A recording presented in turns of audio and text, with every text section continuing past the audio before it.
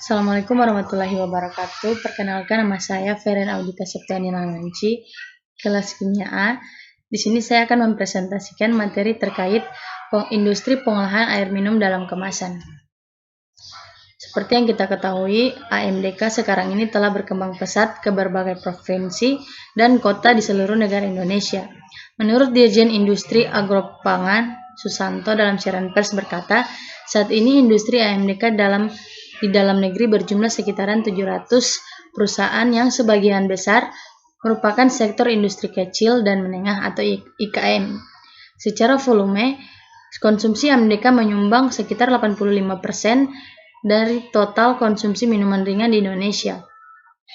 Perkembangan industri ini disebabkan karena permintaan yang banyak dari konsumen dan semakin rendahnya kualitas air baku pada sumber mata air maupun sumur.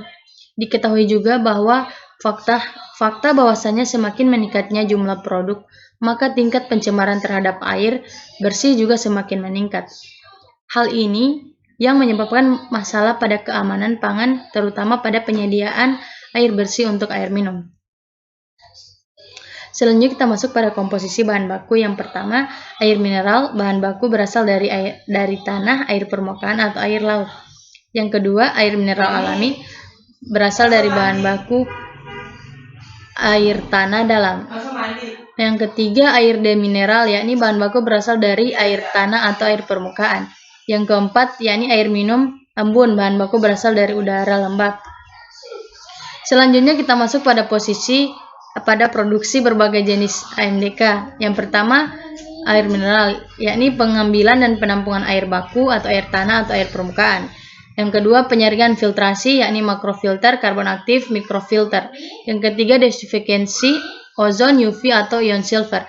Yang keempat, pengisian dan penutupan atau dapat ditambahkan gas oksigen, karbon dioksida ataupun nitrogen pada kemasan yang telah dicuci. Yang terakhir, yakni pengepakan. Selanjutnya, air demineral. Yang pertama, pengambilan dan penampungan air baku atau air tanah.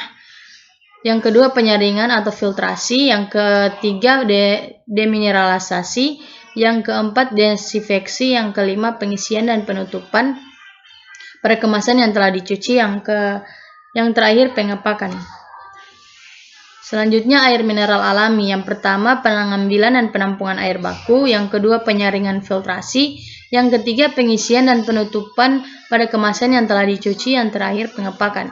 Selanjutnya, air mineral embun. Yang pertama, pengambilan udara. Yang kedua, penyaringan filtrasi. Yang keempat, penampungan air embun. Yang kelima, penyaringan filtrasi air embun. Yang keenam, desifikasi. Yang ketujuh, pengisian dan penutupan. Yang terakhir, pengepakan. Selanjutnya kita masuk pada pengolahan limbah hasil AMDK. Untuk mendapatkan air minum, zat-zat pengotor harus dipisahkan terlebih dahulu. Zat pengotor yang sudah dipisahkan disebut residu. Ya, residu yang dihasilkan harus ditangani dengan baik sehingga tidak memberikan dampak negatif terhadap lingkungan. Residu yang dihasilkan dalam produksi air minum. Air minum biasanya berupa padatan tersuspensi yang dapat saja mengandung alga, virus, dan padatan terlarut. Bukan hanya itu saja, residu yang dihasilkan juga dapat mengandung zat-zat kimiawi hasil pemosesan dan contohnya reagen, desifikasi. Komponen-komponen organik dalam residu diabsorb menggunakan karbon aktif. Kemudian jumlah residu yang dihasilkan dalam produksi air juga sangat ditentukan dari hasil air umpan. Mungkin itu dari saya. Mohon maaf apabila ada kesalahan. Wabillahi taufiq wal hidayah. Wassalamualaikum warahmatullahi wabarakatuh.